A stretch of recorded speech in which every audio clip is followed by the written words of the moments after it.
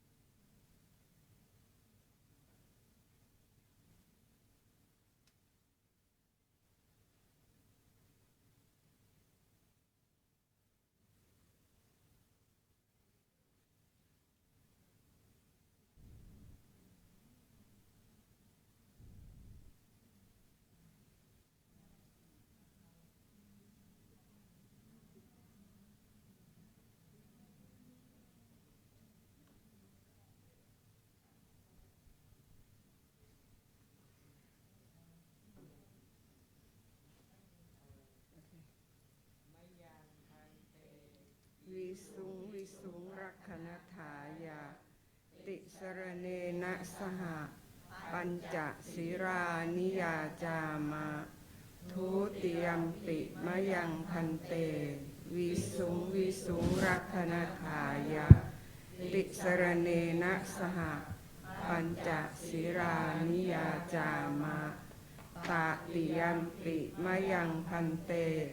วิสุงรักขณถายาติสรเนนะสห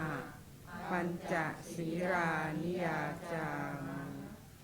นะโมตัสสะภะคะวะโตอะระหะโตสัมมาสัมพุทธัสสะนะโมตัสสะภะคะวะโตอะระหะโตสัมมาสัมพุทธัสสะ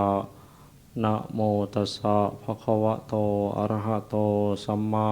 สัมพุทธัสสะนะโมตัสสะภะคะวะโตอะระหะโตสัมมาสัมพุทธัสสะนะโมตัสสะภะคะวะโตอะระหะโต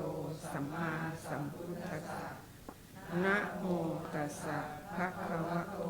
อะระหะโตสัมมาสัมพุทธัสสะพุทธังสรณังคัจฉามิพุทธังสรณังคัจฉามิธัมมังสรณังคัจฉามิธัมมังสรณังคัจฉามิสังฆังสรณังคัจฉามิสังฆังสรณังคัจฉามิทุติยัมปิพุทธังสรณังคัจฉามิทุติยัมปิพุทธังสรณังคัจฉามิทุติยัมปิธัมมังสรณังคัจฉามิทุติยัมปิธัมมังสรณังคัจฉามิทุติยัมปิสังฆังสรณังคัจฉามิทุติยัมปิสังฆังสรณังคัจฉามิตติยัมปิพุทธังสรณังคัจฉามิตติยัมปิพุทธังสรณังคัจฉามิตติยัมปิธัมมังสรณังคัจฉามิตติยัมปิธัมมังสรณังคัจ ฉามิ ตติยัมปิสังฆังสรณังคัจฉามิ ตาติยัมปิสังฆังสรณังคัจฉามิ ปานาติปาตาเวรมณีสิกขาปะทังสมาธิยามิ ปานาติปาตาเวระมณีสิกขาปะทังสมาธิยามิ อะทินนาทานาเวรมณีสิกขาปะทังสมาธิยามิ อาทินาทานาเวระมณีสิกขาปะทังสมาธิยามิ กาเมสุมิจฉาจาราเวรมณีสิกขาปะทังสมาธิยามิ กาเมสุมิจฉาจาราเวระมณีสิกขาปะทังสมาธิยามิ มุสาวาทาเวรมณีสิกขาปะทังสมาธิยามิ มุสาวาทาเวระมณีสิกขาปะทังสมาธิยามิ สุราเมรยะมัชฌะปมาทฐานาเวรมณีสิกขาปะทังสมาธิยามิ สุราเมรยะมัชฌปมาทัฏฐานาเวระมณีสิกขาปะทังสมาธิยามิ อิมานิปัญจสิกขาปทานิสีเลนะสุขติงยันติสีเลนะโภคสัมปทาสีเลนะนิพพุติงยันติตัสมาสีลังวิโสทะเย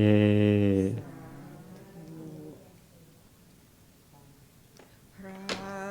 มาจาโรกาทิปติสัมปติกาตอัญชริอันทิวรังอายาจถาสันติทัสสัตตาปาราชักขชาติกาเทเสตุธัมมังอนุกัมปิมังปัจฉัง นะโมตัสสะภะคะวะโตอะระหะโตสัมมาสัมพุทธัสสะนะโมตัสสะ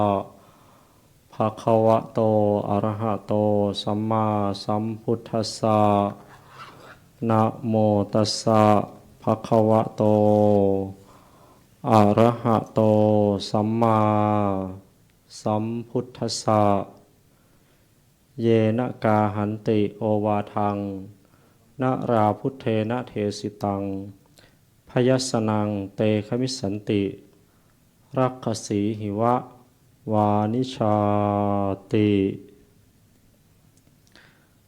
ณบัดนี้อาตมาภาพจักแสดงพระธรรมเทศนา ในหัวข้ออปริยานิยธรรมกถา เพื่อเป็นเครื่องประดับสติปัญญาบารมี เพิ่มพูนกุศลบุญญาราศี แก่ท่านสาธุชนทั้งหลาย เนื่องในวันธรรมสวนะ คือวันพระตามสมควรแก่เวลาสืบไป อันความเจริญความสุขของบุคคลทั้งหลายนั้น ย่อมอิงอาศัยสถาบันคำว่าสถาบันนั้นหมายถึงองค์กรหนึ่งๆ เช่นวัดคณะสงฆ์ศาสนาประเทศ กระทรวงกรมกรอง หรือที่เรียกชื่อเป็นอย่างอื่นก็ตาม หน่วยงานที่บริการความสุขความเจริญ ให้แก่สมาชิกหน่วยหนึ่งๆ ก็เรียกว่าสถาบันหนึ่ง จะเห็นได้ว่าในโลกของเรานั้นมีชนชาติหลายเผ่าได้สาบสูญไป มีประเทศบางประเทศหมดความเป็นอิสระ มีลัทธิศาสนามากต่อมากที่สลายตัว และสถาบันอีกมากมายที่แม้ถึงจะไม่ล้มละลาย แต่ก็เสื่อมโทรมอย่างน่าเสียดาย ทั้งหมดนั้นก็เกิดจากการบริหารงานของสถาบันนั้นๆไม่ถูกต้องเหมาะสม แม้พระพุทธศาสนาเองก็ตกอยู่ในวิถีแห่งความเสื่อมและความเจริญเหมือนกัน ทั้งที่พระบรมศาสดาเอง พระองค์ก็ทรงชี้ช่องทางเพื่อการดำรงรักษาพระพุทธศาสนาให้มั่นคงไว้แล้ว แต่ถ้าหากพุทธบริษัทสี่ต่างไม่นำพาที่จะนำไปปฏิบัติให้ครบถ้วน ก็จะทำให้พระพุทธศาสนาถึงความเสื่อมสลายได้ เราทุกคนจึงควรศึกษาหลักธรรมที่ไม่เป็นที่ตั้งแห่งความเสื่อม เป็นไปเพื่อความเจริญอย่างเดียว นั่นก็คืออปริหานิยธรรม เพราะอปริหานิยธรรมนั้นเป็นหลักธรรมที่พระพุทธองค์ทรงแสดงไว้ เพื่อประสงค์จะให้ผู้ประพฤติปฏิบัตินั้น ให้มีความเจริญรุ่งเรืองไม่ไปสู่ความเสื่อมถอย ซึ่งอนุโลมใช้ได้ทั้งทางโลกทางธรรมและในทุกระดับ เป็นหลักธรรมที่ทันสมัยอยู่เสมอ อปริหานิยธรรมนั้นแปลว่าธรรมไม่เป็นที่ตั้งแห่งความเสื่อม เป็นไปเพื่อความเจริญฝ่ายเดียว หมายถึงธรรมที่ทำให้ไม่เสื่อม เกิดแต่ความเจริญทั้งส่วนตนและส่วนรวมนำความสุขความเจริญมาสู่หมู่คณะฝ่ายเดียว เพราะเป็นหลักธรรมที่เน้นความรับผิดชอบต่อส่วนรวม ก็เกิดเป็นความสามัคคีของหมู่คณะ และการเคารพนับถือซึ่งกันและกัน พระพุทธองค์ตรัสถึงองค์ประกอบของอปริหานิยธรรมไว้7ประการ ทั้งสำหรับคฤหัสถ์และสำหรับพระภิกษุสงฆ์ โอกาสนี้จักสาธกยกมาแต่เพียงหลักธรรมสำหรับคฤหัสถ์เท่านั้น เพื่อเหมาะสมแก่เวลาดังความที่ปรากฏในพระบาลีว่า สมัยหนึ่งเมื่อพระผู้มีพระเจ้าประทับอยู่ณสารันทะเจดีย์ใกล้กรุงเวสาลีเหล่าเจ้าฤาษีพากันไปเฝ้าพระผู้มีพระเจ้าถึงที่ประทับ เมื่อถวายบังคมแล้วประทับนั่งณส่วนข้างหนึ่งครั้นแล้วพระผู้มีพระเจ้าได้ทรงตรัสแสดงอปริหานิยธรรม7ประการดังความว่า ดูก่อนฤาษีทั้งหลายอปริหานิยธรรม7ประการเป็นไฉนคือ ชาววัดชีจักหมั่นประชุมกันเนียงนิดเพียงใด ชาววัดชีพึงหวังความเจริญได้แน่นอน ไม่พึงหวังความเสื่อมเลยเพียงนั้น ชาววัดชีเมื่อประชุมก็จักพร้อมเพรียงกันประชุม เมื่อเลิกประชุมก็พร้อมเพรียงกันเลิกประชุม และจักพร้อมเพียงช่วยกันทำกิจที่ควรทำเพียงใด ชาววัดชีพึงหวังความเจริญได้แน่นอน ไม่พึงหวังความเสื่อมเลยเพียงนั้น นี้เป็นประการที่สอง ประการต่อมา ชาววัดชีจักไม่บัญญัติสิ่งที่ยังไม่บัญญัติจักไม่ถอนสิ่งที่ท่านบัญญัติไว้แล้ว ประพฤติมั่นอยู่ในธรรมของชาววัดชีโบราณ ครั้งโบราณตามที่ท่านบัญญัติไว้เพียงใด ชาววัดชีพึงหวังความเจริญได้แน่นอน ไม่พึงหวังความเสื่อมเลยเพียงนั้น ประการต่อมาชาววัดชีจักสักการะเคารพนับถือบูชาท่านวัดชีผู้ใหญ่ทั้งหลาย และจักสำคัญถ้อยคำแห่งท่านเหล่านั้น ว่าเป็นถ้อยคำอันตนพึงเชื่อฟังเพียงใด ชาววัดชีพึงหวังความเจริญได้แน่นอน ไม่พึงหวังความเสื่อมเลยเพียงนั้น ประการต่อมาชาววัดชีจักไม่ข่มขืนบังคับปกครองหญิงในสกุลเพียงใด ชาววัดชีพึงหวังความเจริญได้แน่นอน ไม่พึงหวังความเสื่อมเลยเพียงนั้น ชาววัดชียังคงสักการะเคารพนับถือบูชาเจดียสถานของชาววัดชีทั้งภายในและภายนอก และไม่ลบล้างพฤติกรรมอันชอบธรรมซึ่งเ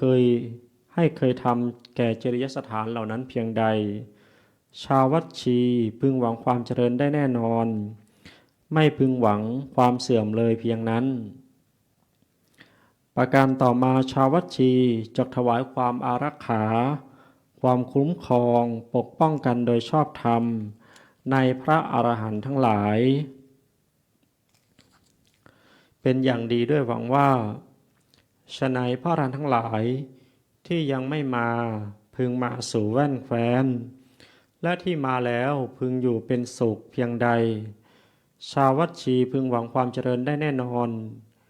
ไม่พึงหวังความเสื่อมเลยเพียงนั้นดูก่อนฤๅวีทั้งหลายอปริหานิยธรรม7ประการนี้จักตั้งอยู่ในชาววัดชีและชาววัดชียังปรากฏอยู่ในอปริหานิยธรรม7ประการนี้เพียงใดชาววัดชีพึงหวังความเจริญได้แน่นอนไม่พึงหวังความเสื่อมเลยเพียงนั้นนี้เป็นที่พระพุทธองค์ทรงแสดงหลักธรรม7ประการแก่เจ้าฤๅวีซึ่งบรรดาเจ้าฤๅวีทั้งหลายก็ได้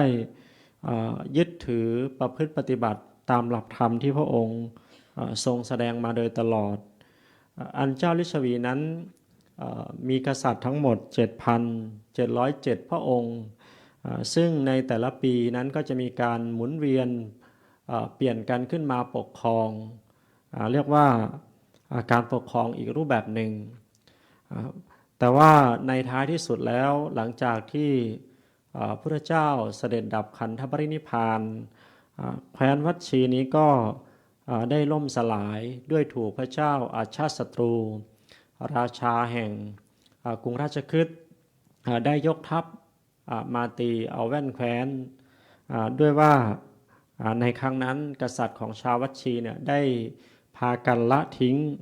หลักปริหาริยธรรม7ประการจากเรื่องนี้นั้นเราจะเห็นได้ว่าพระสัมมาสัมพุทธเจ้าทรงปรารถนาให้กษัตริย์ฤๅวีทั้งหลายในแคว้นวัดชีนี้มีความสามัคคีปรองดองเป็นน้ำหนึ่งใจเดียวกันจึงทรงประทานหลักธรรมเรื่องอปริหาริยธรรม7ประการไว้ให้นำไปประพฤติปฏิบัติเพื่อความผาสุกของชาววัดชีจะได้มีแต่ความเจริญไม่พบกับความเสื่อมเลยแม้ศัตรูจะมารุกรานก็ยากจะเอาชนะได้เมื่อเราทั้งหลายได้ศึกษาทำความเข้าใจและนำหลักธรรมที่พระองค์นั้นทรงแสดงไว้ไปเป็นหลักในการทำงาน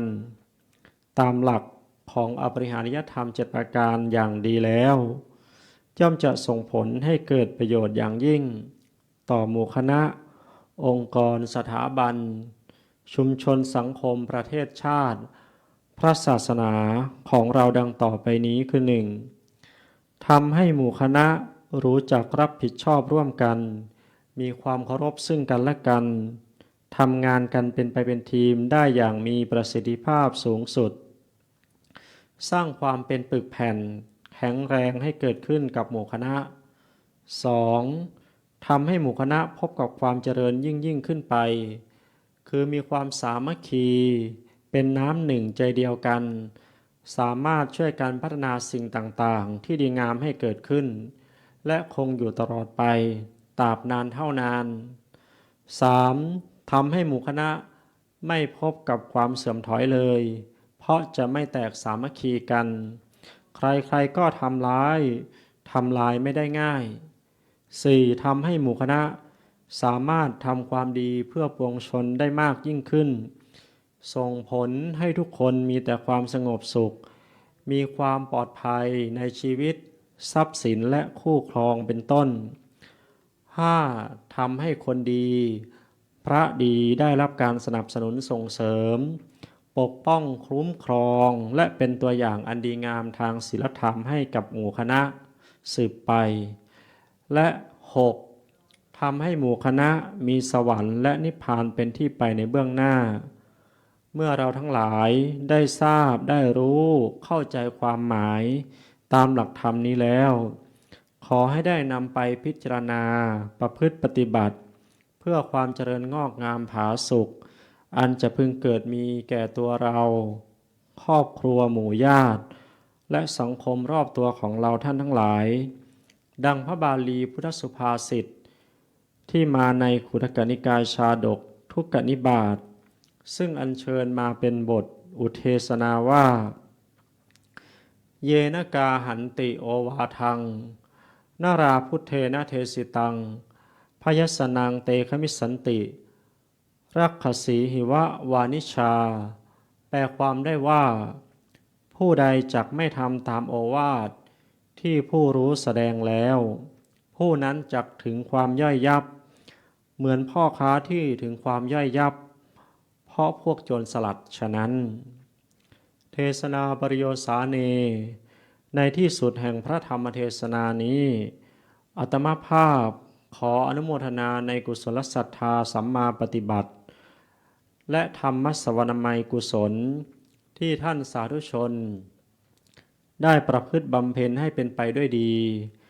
และอนุภาพแห่งคุณพระศรีรัตนตรัยและบุญกุศลทั้งมวลจงรวมเป็นส่วนสามัคคีมีพลานุภาพอำนวยสุขสมบัติบำบัดทุกข์บำบัดภัยบำบัดโรคให้ท่านทั้งหลายพ้นจากความเสื่อมความโศกทั้งปวง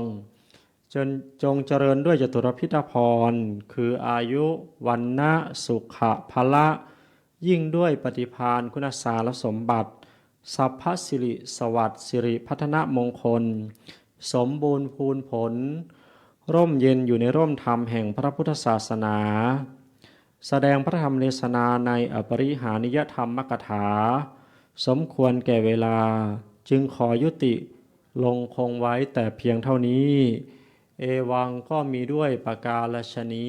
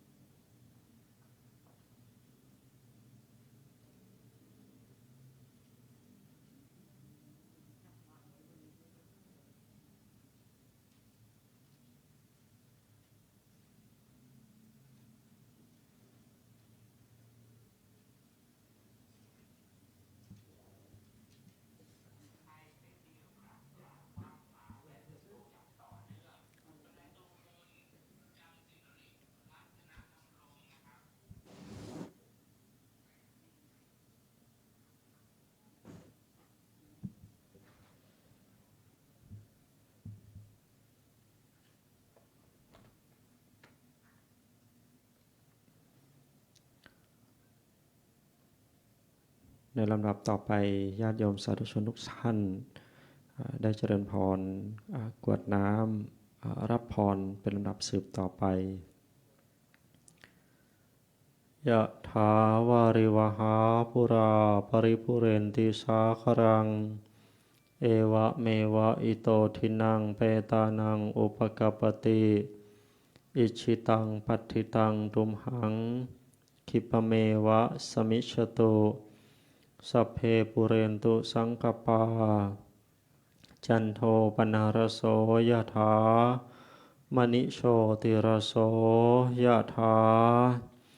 สัพพิติโยวิวัตชันตุสัพพโรโควินัสตุมาเตภวัตวันตรายโยสุขีทีขายุโกภวะอภิวาทนาสีลิสะนิจังวุธาปจายโนจัตตารโอธรรมาวัฏันติอายุวันโนสุขังภะลัง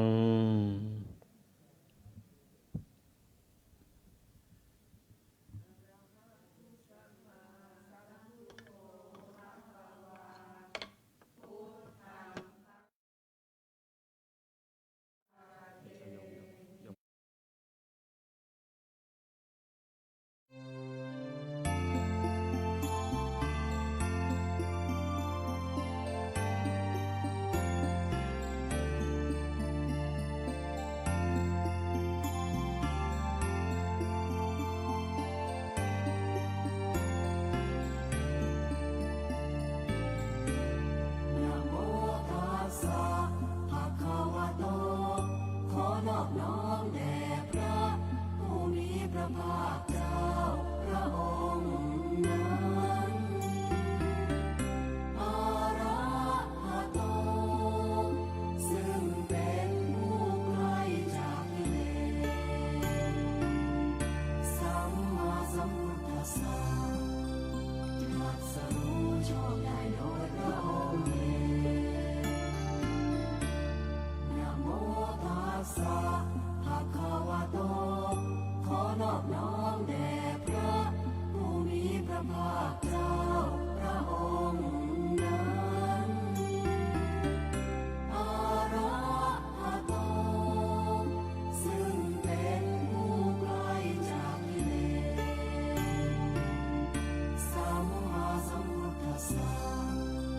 ตรัสรู้ชอบได้โดยพระองค์เองนะโมตัสสะภะคะวะโตขอนอบน้อมแด่พระผู้มีพระภาคเจ้าพระองค์นั้นอะระหะโตซึ่งเป็นผู้ไกลจากกิเลสสัมมาสัมพุทธัสสะตรัสรู้ชอบได้โดยพระองค์เองอนุตตรังอภิสัมโพธิงสัมพุทธิตวาตถาคโตพระตถาคตเจ้าได้ตรัสรู้ซึ่งพระอนุตตรสัมมาสัมโพธิญาณแล้วปัตตมังยังอเทเสสิธรรมจักกังอนุตตรังสัมมาเทวะปะปะเตนะโตโลเกอัปปะวิวัตติยังเมื่อจะทรงประกาศธรรมที่ใครๆยังไม่ได้ให้เป็นไปแล้วในโลกให้เป็นไปโดยชอบแท้ได้ทรงแสดงพระอนุตตรธรรมจักรได้ก่อนยะถาคาตาอุโปอันตาปฏิปัตติจะมัชฌิมาจตุสวาริยสัจเจสุวิสุทธังญาณทัสสนังคือพระองค์ตรัสซึ่งที่สุดสองประการ